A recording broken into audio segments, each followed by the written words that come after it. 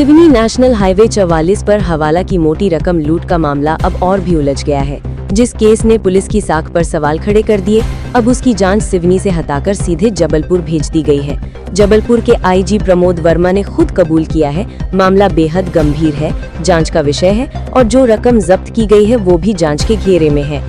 हवाला कारोबार चलाने वालों पर आरोप तय हो चुके हैं, आरोपी बनाए जा चुके हैं, लेकिन सबसे बड़ा सवाल ये, क्या वाकई सब कुछ कानून के दायरे में हुआ या फिर सिस्टम के भीतर कुछ और खेल चल रहा था?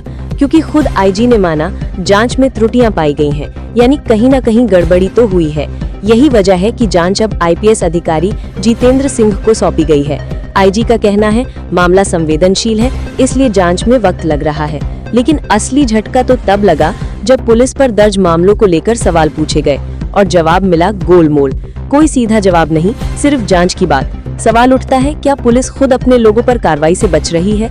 और सबसे अहम, आईजी प्रमोद वर्मा ने भी माना इस प्रकरण से पुलिस की छवि धूमिल हुई है, यानी अब बात साफ है, हवाला की रकम गई, भरोसा भी गया और अब पूरी पुलिस की साख दांव पर है।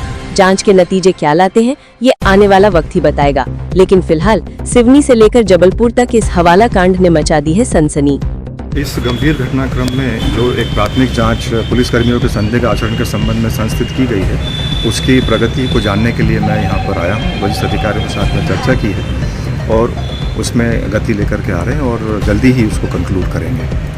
सर, इस पूरे मामले में अभी किसी खिलाफ मामला दर्ज? ये सब जांच के विषय है अभी, और जांच जैसे ही पूरी होती है उसके बाद में इसमें निर्णय लिया जाएगा। जिस प्रकार की भी संलिप्तता किसी भी अधिकारी कर्मचारी की उसमें पाई गई, उसमें कार्रवाई की जाएगी, सुनिश्चित की जाएगी। सर, जैसे कि कुछ राशि लगातार जब्त की जा रही है, अब तक कितना आप लोग राशि एकत्रित कर चुके हैं? किन किन लोगों से ये राशि? ये राशि को जब्ती का जो विषय है वो जांच का विषय है एंड इन्वेस्टिगेशन के कोई भी डिस्क्लोजर्स अभी मैं नहीं करने की पोजीशन में हूँ, हम नहीं करना चाहेंगे। हालांकि इतना जरूर इसमें किया गया है कि इस जो हवाला ऑपरेटर्स के खिलाफ जो अपराध पंजीबद्ध किया गया है और विवेचना हुई है उसमें त्रुटियां पाई गई हैं।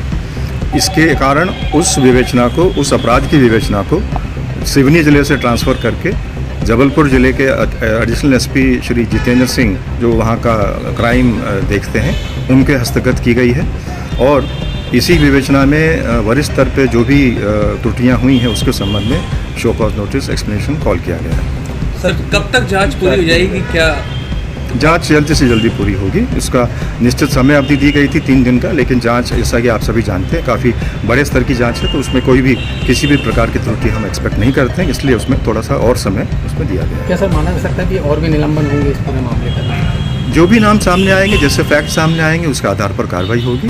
निलंबन तो एक बहुत इनिशियल कार्रवाई होती है, इसके बाद की भी कार्रवाइयाँ होती हैं। सर, इस आरोप के बाद पुलिस की छवि बहुत कहीं ना कहीं दाग लगे हैं, तो कहीं ना कहीं पारदर्शिता पूरी बढ़ती जाएगी और निश्चित रूप से ये बहुत ही गंभीर घटनाक्रम रहा है और इसमें पुलिस की छवि बहुत खराब हुई है, बहुत धूमिल हुई है और ये बहुत चिंता का विषय है। इसीलिए इस जांच को अच्छे से अच्छे पूरा करें, इसीलिए ये प्रयास किए जा रहे हैं। सर, ये पूरा मामला क्योंकि मीडिया ने ओपन करा था और स्थानीय स्तर के अधिकारी कुछ बोलने के लिए तैयार नहीं थे, इस मामले में क्या बोलेंगे सर आप?